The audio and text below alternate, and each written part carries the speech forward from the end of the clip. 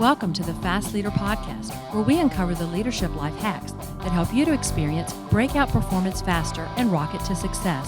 And now, here's your host, customer and employee engagement expert and certified emotional intelligence practitioner, Jim Rembach. Call Center Coach develops and unites the next generation of call center leaders. Through our e-learning and community, individuals gain knowledge and skills in the 6 core competencies that is the blueprint that develops high-performing call center leaders. Successful supervisors do not just happen. So go to callcentercoach.com to learn more about enrollment and download your copy of the Supervisor Success Path ebook now. Okay, Fast Leader Legion. There's times in your life where you meet certain people and you have an instant connection and you just love to want to have a conversation and have, a greater understanding of who they are as a human being. And we have one of those on the show today. It's John Fisher. But before we get into our discussion, talking about a book that he has written, which when you start, thinking about it, we often don't see this, but it's putting the I into change. Basically, this is what we live today, right? And if we're not doing that, we're going to struggle. And if we're not leaders that are helping, to move and create an environment for people can feel like they want to move, and that's the key, create the environment, we're going to have a problem. So John Fisher was actually born in a small market town called Skipton on the edge of the Yorkshire Dales. An area of natural beauty in the middle of the Pennine range of hills in the north of England. If you've seen the Harry Potter's last films, you will have seen some of it, as it's where he hid out for a while into a working blue-collar family.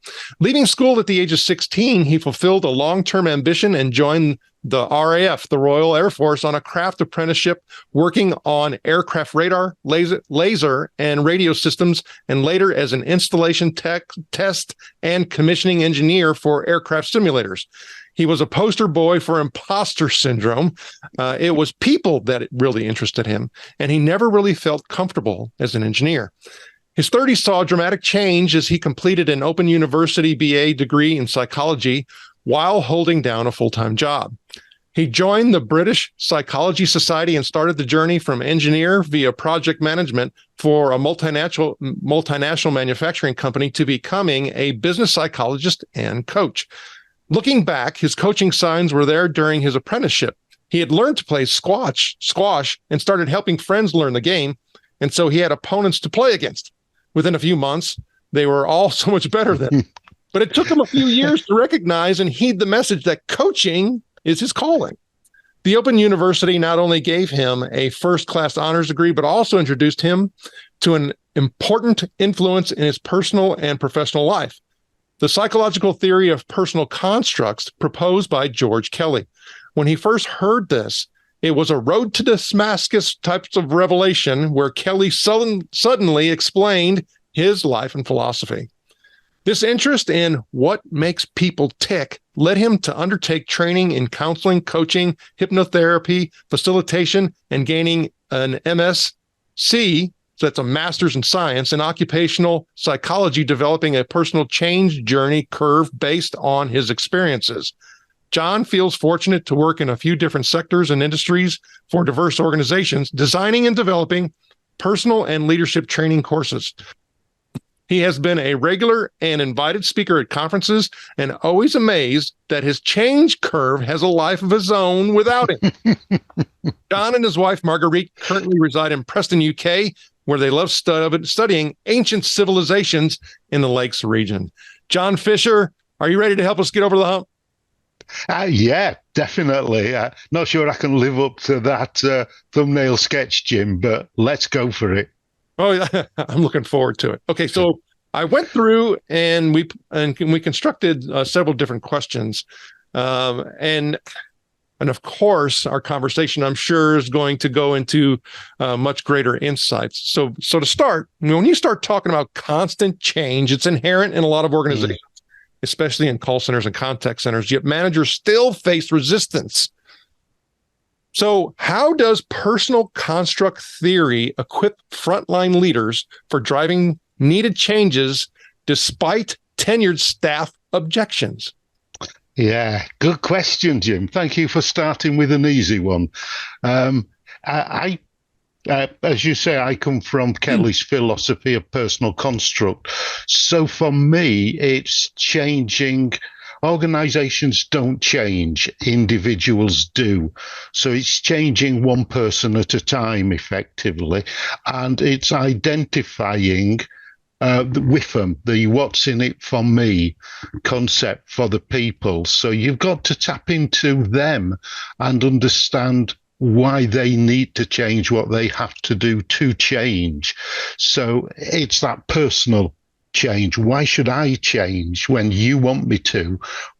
What's in it for me? What do I have to do and why?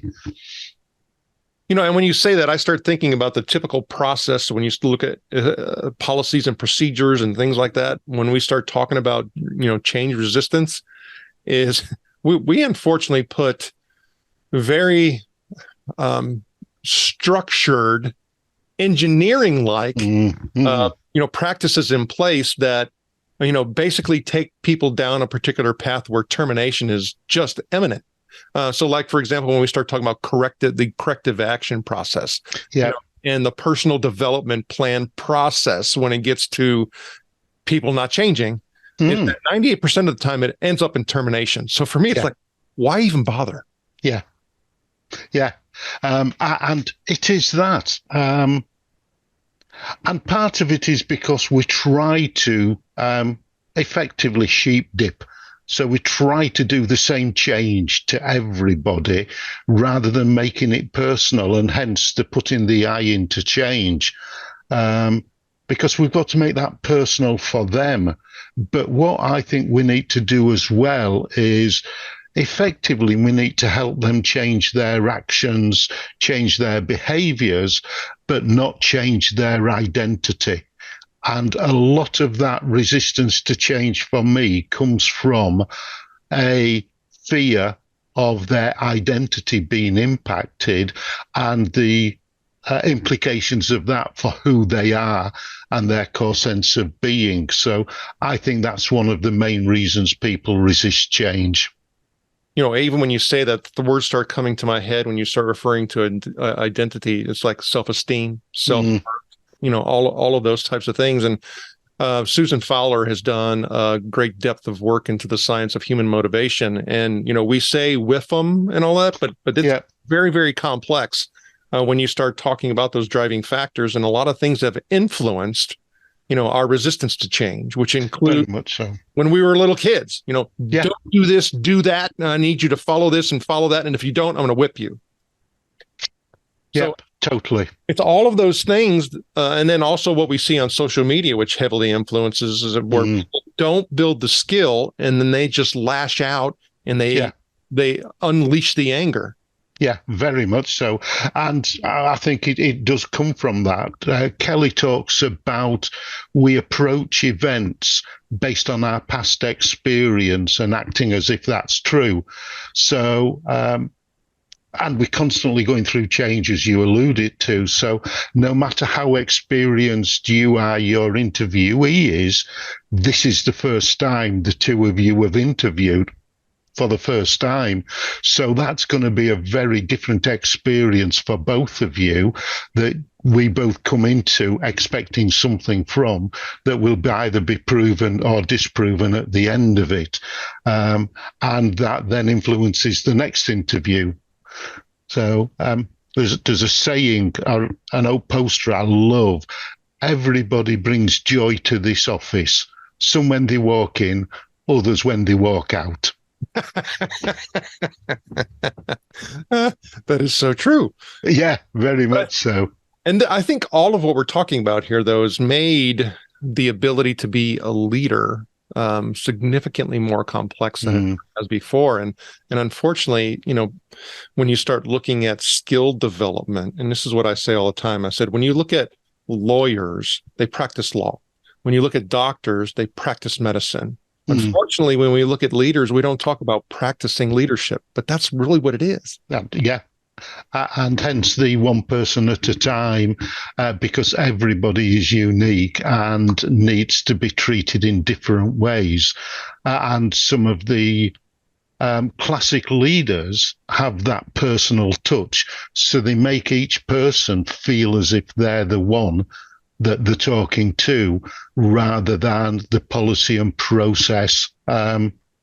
This is what we're doing, go away and do it. Well, hang on, I'm left-handed, so I can't play my guitar that way. The classic Paul McCartney, his guitar teacher couldn't tell Paul McCartney what to do because his guitar teacher was right-handed, McCartney is left-handed. So it just won't work. So we've got to find the way in to people, and the work that Susan Fowler's doing, that Dan Pink's doing nowadays about the intrinsic, extrinsic motivation and everything, they're all at the heart of how we change people. What motivates them? I think Cotter used the frame burning platform. What's the burning platform that makes the person want to change? And then how do you keep their sense of identity safe and protected? Because if they feel too scared, they just won't change. Yeah, we freeze, right? Very much so. And I think there is that massive link into that, in that we freeze or we get out. And then we lose good people because we don't take care of them and make sure that change is personalized. And we sometimes don't recognize that we're going through multiple changes all of the time. The whole world changes regularly, and we're going through all of these changes all the time. And people are maybe in 5 or 6 different phases of different changes every moment of the day, just in silly little things, some of them, and in really big, massive things in other ones. And it's then, what does that say about who they are? What does that say about the judgments that they've made? And how does that influence how they'll act in the future and how much committed they are? Okay, so when I start looking at, the process by which we would go through the change, you actually talk about the ABC change conversation technique. It actually seems really simple yet profound. So can you walk us through a smart application of the ABC analysis to address an emerging call center type of challenge like outsourcing, anger, or upskilling needs? Yeah. Yes. Really, the ABC technique, then, you start off with outsourcing or keeping in-house will be your 2 headings that I've used in exercises with teams and with individuals. So you choose the 2 headings, and that's the A level of that. What you then look at is, what are the negatives of staying in-house? So things like that might be expense, might be cost of renting the buildings, the cost of trainings, and what are the advantages of outsourcing? So somebody else is responsible for peaks and troughs of the number of people you need. You probably got 24/7 access to them. It's cheaper and all these. So you look at the pros and cons of changing. What's the argument for changing at the B level? And then a guy called Finn Schude came across it, a Norwegian, and Finn then added what for me makes it so profound, and he says, well, hang on a minute, any change involves loss. And that's where my curve came from. So at the C level, it's what are the advantages of where we are now? So I go with my friends. I've got some really good friends in the call center. It's a good, steady job. I get out.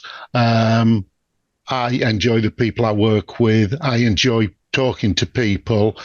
What are the negatives, though, of outsourcing, and why should we be careful? Potentially it's going to a different country. In the UK, we outsource a lot of work to other countries. So you've immediately got a language and an understanding problem. And even where we speak the same language, Winston Churchill came out with the classic phrase, Britain and the US, 2 nations divided by a common language. So we've got that interpretation. We've got job losses as a negative potentially, and people will then fear their job loss. And if that line there level of the sea level, I'm going to lose more than I'm going to gain, people won't change because they're afraid of that change. I'm 50, I'm 60, how will I find another job now? It's all I've done. So it's about helping people recognize and identifying what you can do to help that change. So the call center, the training might be a threat to some people. And I've had people on training courses with me who are in the 40s and 50s who've never been in a classroom since they left school at the end of school and never carried on your GED. Some people get GEDs, some people don't. And if they're suddenly put in a classroom to be taught, can be very threatening and frightening for them. So they go into fight or flight. So it's that sort of way. How do we then make it real? Well, even when you're talking about that, I started thinking about it even from an overall strategic perspective. So I could take that up to the next level, mid-level. I could take that up to this, up to the highest levels of the organization. When I very much so. Methodology. One of the things I found when I was doing the original consultancy and launching a value, a customer-focused awareness in a multinational manufacturing engineering organization was every level blamed the level above them. So the middle managers blamed the senior managers, they blamed the directors blamed the chief exec blamed the board. And it was that because they all were in fear of what they were doing. Another company I worked in, they suddenly went open plan and all of the directors came and sat out on the floor with the rest of the office staff. And it was fascinating. I was their leadership development person, so I had connections throughout the organization. And talking to all of the sort of staff level, they were all scared because they assumed the directors were watching over them, looking at everything they did, and were keeping an eye on them. Middle management were then worried both ways. And when I talked to the directors, they were all scared because they thought all of the staff were watching them, keeping an eye on them, making sure they did what they were supposed to do. And it was fascinating that each of them at opposite ends had exactly the same fears. I mean, as you're talking, I start thinking about all of this underlying bias that exists that we're just left totally in the dark on. It's that's why I love it. It's what just brings this smile to my face, just how we act and behave. And everybody's different. Some people really grabbed it and became even more inclusive, and the servant leader concept as well came up. Other people came very closed, and some even left the company because they didn't want to leave their office. And the right expression, just because my door's open doesn't mean you can come in. Well, I mean, just the denial by a lot of people when you're talking about that change element, right? It's like, okay, if we don't do the pre-work, pre-work to say, okay, this is what might happen. This is what you might be thinking. So it's already in your subconscious level. So let's bring it to the conscious level so that we can address it. Yeah. I think that there's a sort of comment, time spent on reconnaissance is never wasted. Even if you don't use it, it's still useful. And some of the more successful changes I've seen and been involved in, they've got the pre-work right. And from project management, we've got all of the sayings, plan the work, work the plan, and the 5 Ps of project management. Proper planning prevents poor performance. So you've got all of that. So you've got to get it right at the start. Now, for me, part of that right at the start is also making sure you close the past down. You give closure to the team. You recognize what worked really well in the past. You recognize their successes, but you then close it off and say the world has changed, we've moved on. And it's part of a past, present, and future type of process that I came up with that certainly helped me over the years in doing that pre-work first. And it's the 80-20 rule. the more time you spend on pre-work, the less time you'll need to spend on resistance.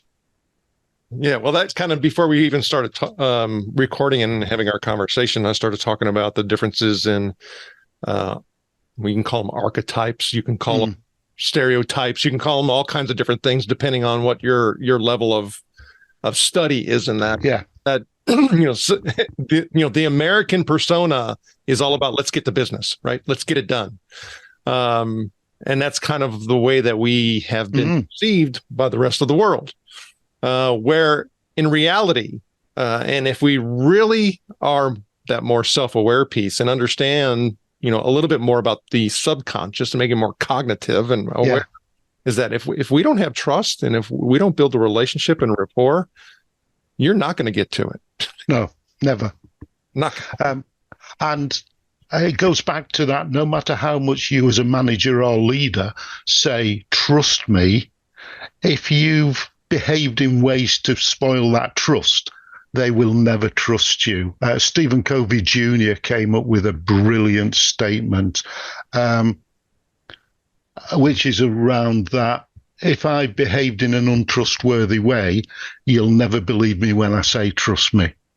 It just doesn't work. Well, I think that phrase itself, automatically just kind of opens up the door. Yeah. Because you say, trust me, and it's like, well, wait a minute, should? Yeah. Why should I not? Yeah. Yeah.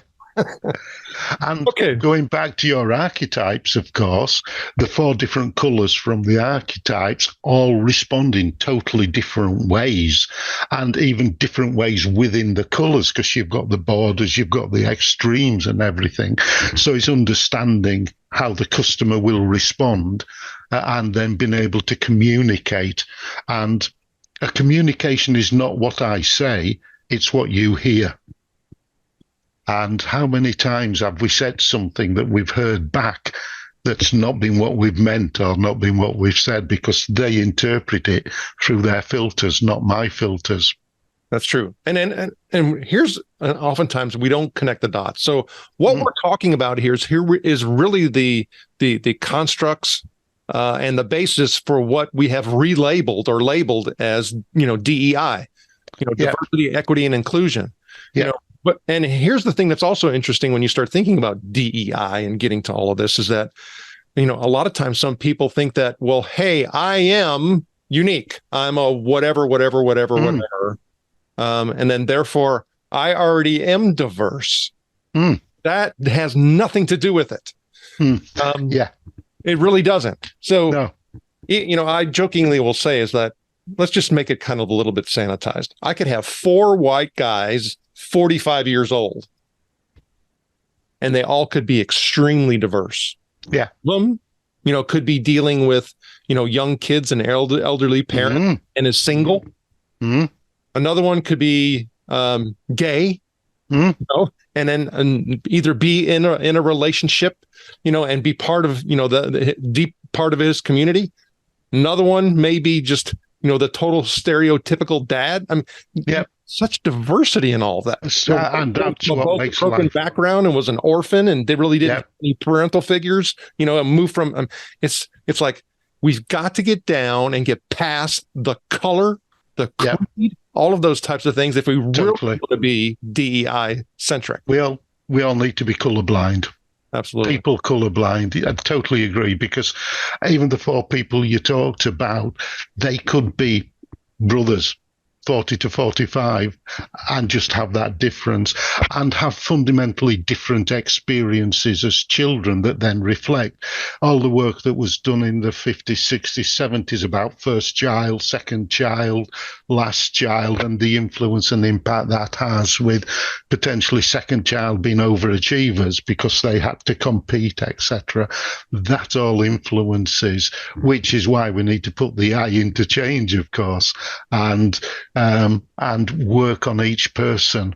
I think it's how do we change organizations one person at a time, hit the tipping points, and that then changes it for them. So when I've done that type of profiling and work based on Jung's archetypes, I've usually badged it as an understanding and valuing EDI. because that's what it is.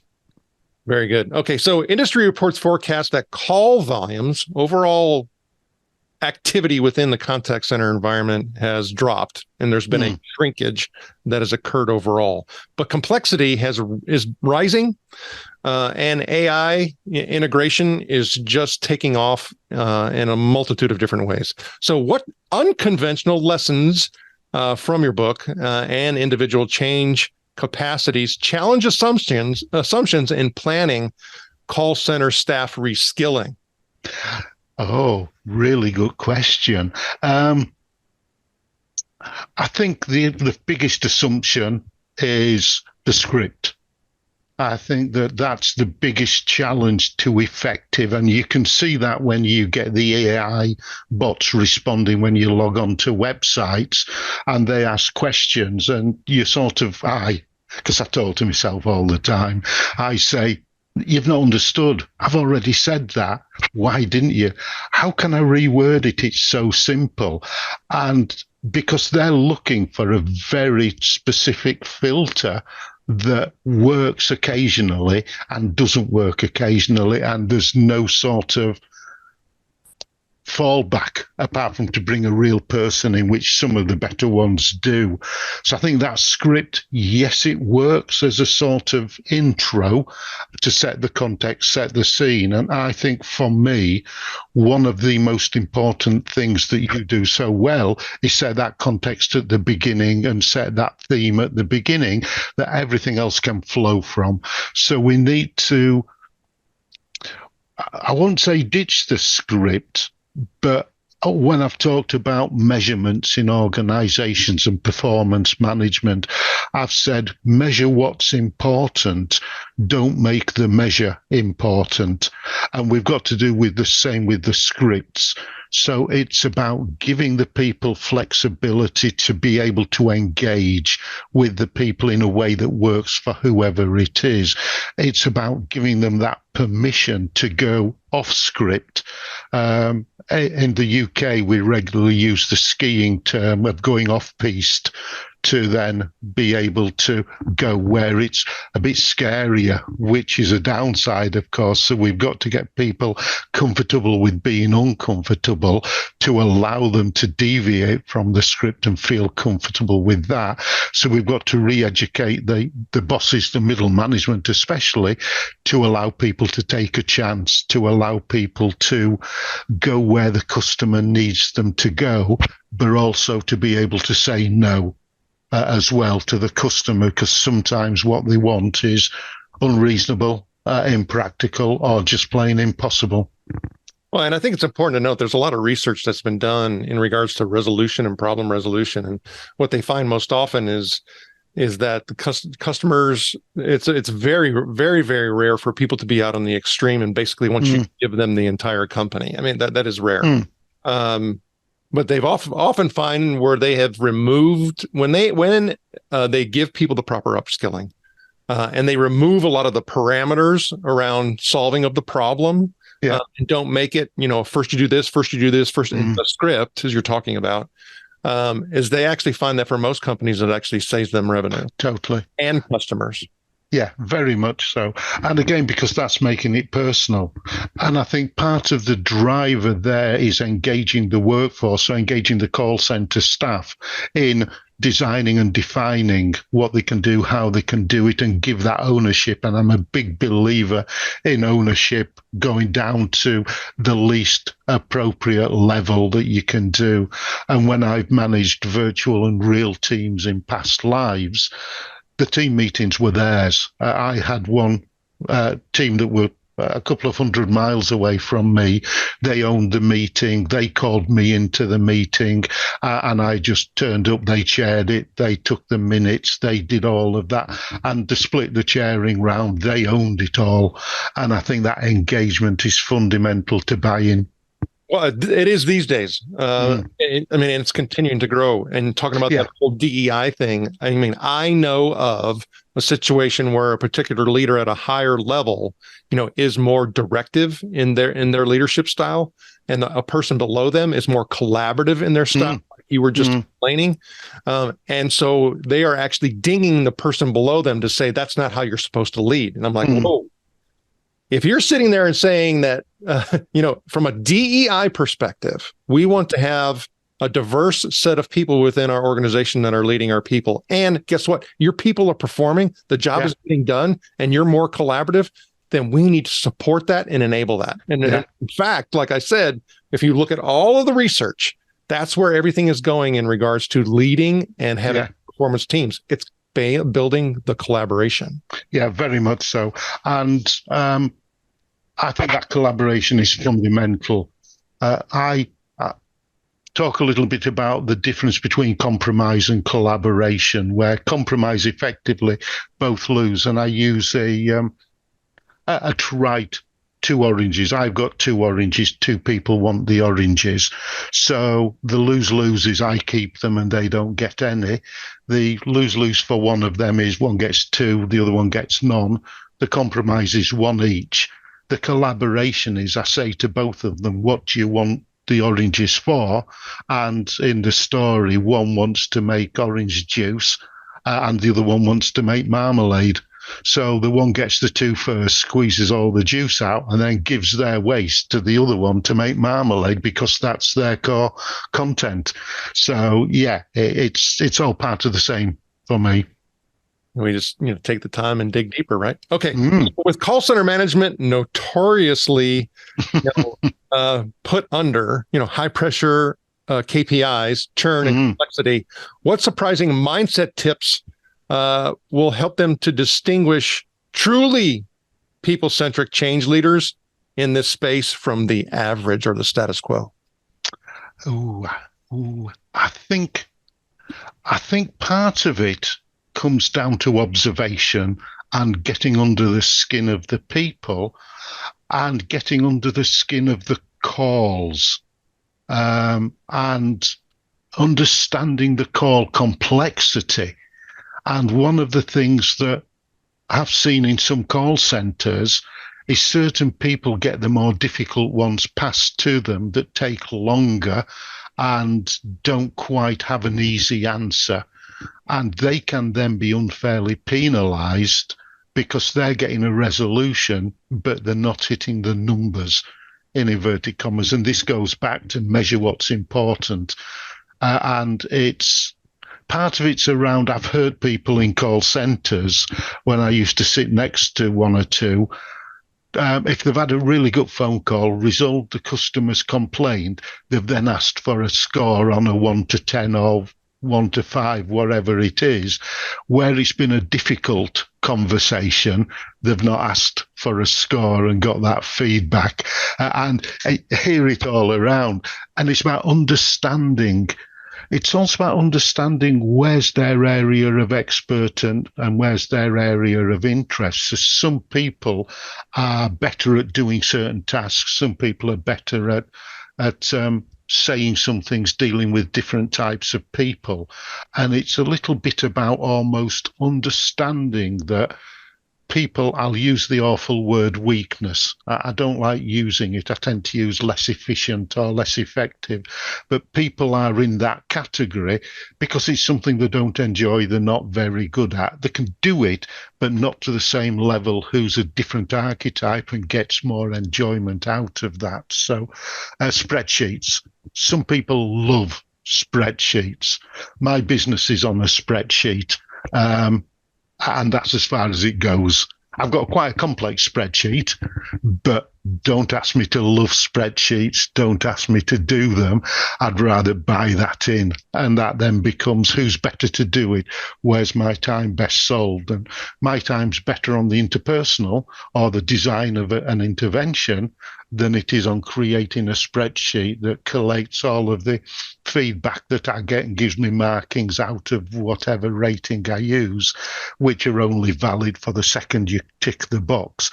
Because by the time you've got in your car and somebody's cut you up on the freeway home, it's changed. And by the time reality set in, and I think this is maybe one of the other things about the call center training specifically, when they go home on a high, reality the next day fits in, and they think, how do I integrate that new script, for the want of a better word, into my process? Where does it fit? I forgot to do it today. I'll do it better next time. I forgot again. And that's where they start criticizing themselves, and performance drops off because they're more focused on getting it right than getting the interaction effective. I mean, there's so much to unpack in what you were just saying there. I mean, Sorry, there was a lot there as well, Jim. The whole contextual piece associated even with, leadership development skills in the contact center. I mean, I hear people all the time saying, well, we have a leadership development and a leadership skill development program. And I'm like, okay, yeah, where did it come from? What's the basis? I said, how are people able to connect those dots that you're talking about for relevancy? Yeah. Because it's ultimately we have to practice leadership. We're talking about behavior change. We're talking about, all the things that have been part of this discussion. And it's not simple. We can give people all the information in the world. And there's something called a knowing and a doing gap. We all have it. We all do. It's massive. Well, I know I'm supposed to do that, but because of all of these other factors, I don't do that. And so we have to be, very, very aware of that. Even when we're talking about change, I want to hit on this one point, because you hit on something that I think's oftentimes a flaw when we start looking at measuring effectiveness. So we talk about that 80-20 rule, that Pareto principle at a high level. If we look at problems that exist, for an organization, if we really are doing a proper analysis, this is what we'll find. It's really an 80-10-10 rule that happens. 80% of the problems that exist from a support organization are actually generated because of the company failing at some point or having an opportunity they're not capitalizing on. Right? Yeah. So it's 80% was company created and generated. Could be supply, could be, it just goes on and on. 10%, when you start talking about, resolution and satisfaction, the actual agent has control over. 80% is company, 10% is agent. The other 10% is the customer. You know what? User error. You didn't use it right. You didn't interpret it correctly. You were trying to solve a particular problem and you bought something that's just no possible way that's going to do that. Right. So you have an actual customer error. So it's 80-10-10. But when we look at how we measure performance, it doesn't reflect that in any way.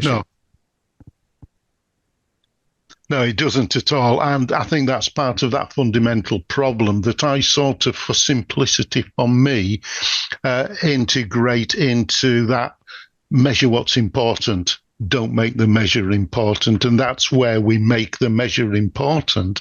And we don't recognize some of those changes. And we don't recognize some of that bigger context, which for me is fundamental. And we assume the context is the same. One of the classics that the research started proving a good few years ago now was that people leave, and the general excuse usually given for people going to a new supplier is, I got it cheaper. And what was totally ignored there, and organizations put their head in the sand, was why were they looking for a new supplier to find it cheaper? And they totally ignored that wider context. I'm dissatisfied. Or Xerox proved it back in, was it the 80s, when they found that unless people were totally satisfied giving you a 9 or a 10, they were open to other people coming in, where organizations thought if they were happy, they'd stay. And what's the reason they're looking? That's what needs to be addressed, not it's cheaper, because cheaper isn't the answer, as we all know. Well, the same thing applies for employees. It's like, why did they leave the organization? Well, they left for a better opportunity. Well, why were they even open? Why were they looking? Yeah, totally. Yeah. If you're happy and content, you stay. I was just talking with a friend the other day, and we were talking about sports agents. And going back historically, we had a lot of one club players. But now we've got a lot of sports agents. They don't get paid unless you move. So we're seeing less commitment to teams and people, sports agents chasing money. So you lose then that team cohesiveness. You lose the team commitment to the team because the agent's committed to the money and they then move their players on. And it's that whole change of environment that then has a knock-on impact at every level of the game. Sure. Look at the macro, right? Okay, so we discussed people-led change quite a bit today. But if you had carte blanche to reshape a traditional call center from top down, command and control leadership culture, what might be one delightfully counterintuitive change you would actually spearhead? Upward mentoring. So get people at the new end of the organization, get the people who are on the sharp end of the phones, get them mentoring the directors, get them to help the directors see the implications and impacts of their decisions as it goes down the organization. I'd probably also throw in stopping call. We do this in the UK, so I don't know quite if it's the same in the US or in other countries. We call the people who sit in and listen to the coaching, listen to the calls, we call them coaches. They're not coaches. They're feedback critiquers, not coaches. And we do a massive disservice to coaching because people expect to be criticized when they come to see a coach, and they believe that listening to what you say and then telling you where it's wrong is coaching, and it isn't. So I call them something closer to what they are, criticizers. Let's give them a negative connotation name. Well, even when you start hitting on that, there's a whole lot of psychological work that's been associated with how well do people perform when they actually know they're under observation. You set it in that open plan. It's like, oh my gosh. Yeah. Well, quantum physics, don't even understand what language, and I'm waiting for the English translation, but they're proving that the mere act of observing something changes what you see. And the ethnographers from the late 19th, early 20th century all found the same things by mere fact of watching. The Hawthorne effect, as it was known from the 1920s in Hawthorne, Illinois, they changed the outcome by just standing and watching. Yeah, massive impact. Absolutely. Okay, so looking at the next 5 years, what single big prediction would you make about the evolution of call center leadership or just leadership styles, given pressing technology and workforce changes that are just going to continue? I think there's going to have to be a wider appreciation of the whole EDI concept, because we're getting people now who are so much more aware of everything that's out there, so much more comfortable in doing what they want to do, and the whole social influencer phenomena that's coming up, I think will have to be taken into account, because people no longer want to be told what to do and no longer feel constricted into doing what they're told. We're no longer in that command and control mindset. There's still a place for it, and it still is necessary, but we're moving more and more into an engagement world where we've got to motivate. And going back 10 or 15 years, companies in London couldn't attract employees, so they were giving them perks like signing them up for dating agencies to give them a social life and giving them non-work-related sweetness to come and join them, paying for gym memberships and things like that for them just to make themselves more attractive. So we've got to make sure we tailor the offering to the individual, and we've got to pay more account of their own autonomy and the fact that they won't put up with what me as a baby boomer put up with, and they will change quicker than I did. It took me to my 30s to get out of the imposter syndrome. They'll be doing it in their teens. John, fascinating insights, but right now it's time for the Hump Day Hoedown. Okay, John, the Hump Day Hoedown is the part of our show where you give us good insights fast. So I'm going to ask you several questions, and your job is to give us a robust yet rapid responses that are going to help us move onward and upward faster. John Fisher, are you ready to hoe down? I am ready to rock and roll. All right. So what is holding you back from being an even better leader today? Me. My own limiting beliefs. Okay. What is the best leadership advice you have ever received? It's easier to ask for permission than forgiveness than permission. Easier to ask for forgiveness than permission. What do you feel is one of your best tools that helps you lead in business or life? Humor. And what would be one book you'd recommend to our Legion? And it could be from any genre. Ooh, one of the biggest influences on me was Vance Packard's The Hidden Persuaders. Probably 60 years old now. Brilliant. Okay, the Fast Leader Legion, you can find links to that and other bonus information from today's show by going to fastleader.net or call center coach and putting in John Fisher in your search window. Okay, John, this is my last Hump Day Hoedown question. Imagine you were given the opportunity to go back to the age of 25. Hold on a second. Okay, John, this is my last Hump Day Hoedown. Okay, John, this is my last Hump Day Hoedown question. Imagine you were given an opportunity to go back to the age of 25, and you can take the knowledge and skills that you have now back with you, but you can't take it all. You can only take one. So what skill or piece of knowledge would you take back with you, and why? It's all about people, because I'd have moved out of engineering quicker and taken those steps more confidently. John, I've had a fun time chatting with you today. Could you please share with the Fast Leader Legion how they can get in touch with you? Certainly. The easiest way is look on www.c2d, that's Charlie, the number 2, delta.co.uk. And you can contact me through that. John Fisher, thank you for sharing your knowledge and wisdom and helping us all get over the hump. Thank you for joining me on the Fast Leader Show today. For recaps, links from every show, special offers, and access to download and subscribe, if you haven't already, head on over to fastleader.net so we can help you move onward and upward faster.